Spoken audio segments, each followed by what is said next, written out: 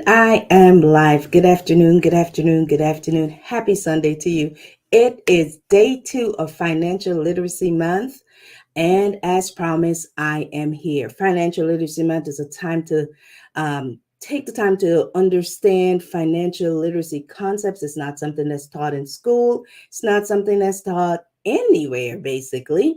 But if we can take the time to understand what other successful people have been doing based on some basic common concepts, then we can get our finances in order and we can build wealth, which is the goal, right? Which is the goal, which is to build wealth and to pass that wealth on from generation to generation. So, day 2 of financial literacy.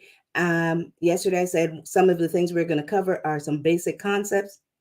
First concept I want to go over today is the rule of 72. And basically, the rule of 72 helps you to, it's a basic concept that allows you to understand or that helps you to understand how your investment grows, how your money grows. And if we want to understand or make our money work for us, we have to understand the bottom line. How does this happen, right? So the rule of 72 says, simple, if you want to know how long it's going to take to double your investment, to double your money, you take the number 72 and divide it by the projected annual rate of return, right? The interest rate, what you're expected to get within that year. So if you are projected to get an 8% return, you take 72 divided by 8, that gives you 9 years. So it tells you that your money will double every 9 years. So if you started with $1,000 in year 9, you will have $2,000. And then in year 18, you would have $4,000, right? And then in year 27, you will have $8,000. So it basically tells you with 8% return, your money is going to double every 9 years. One thing I want you to remember is that works just the same way for the money that you owe. So let's say, for example, you have a credit card and that credit card, the interest rate on your credit card is 8%. Then that money will double every 9 years. Now, 8% is pretty low for a credit card. Typically, it's more somewhere between 12 and 18%. So let's say your credit card had an 18% interest rate.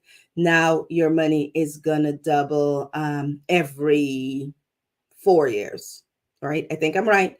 It's going to double every 4 years. So you want to make sure that if you have those high interest rates, you want to try to pay down or get rid of that debt. Okay. We also have some additional ways, some additional strategies that you can get rid of that debt without spending all of the money that you're trying to invest and grow. But that is the way I want you to remember that not only does it work for how your money grows, but it also works for how your debt grows. So if you ever had a credit card and you are paying on it, but it still seems like it's doubling or it's not going away, it keeps getting bigger and bigger, that's because that debt grows every 4 years, or depending on your interest rate that you're getting, that debt is growing. A good example to look at is your student loans, right? Most of you have taken out a student loan and you've been making small payments on it. And 10 years later, you have not even made a dent into the principal of what you borrowed. It is now doubled, right? And that's making sure that you understand the rule of 72. That's another thing. I'm going to do a video. I have a video somewhere out here. It's probably on Facebook, but I'm going to do another one that shows you how you can tackle things like um your credit cards, your installment loans, your mortgage, your student loans, to get to reduce that and pay less interest, because it's the interest that is killing us. All right. So that's all I wanted to bring to you today. I am your girl, Carmen. You can reach me at carmen10k.com. Share this video, like this video, send it out to someone else, and see you soon. Peace out.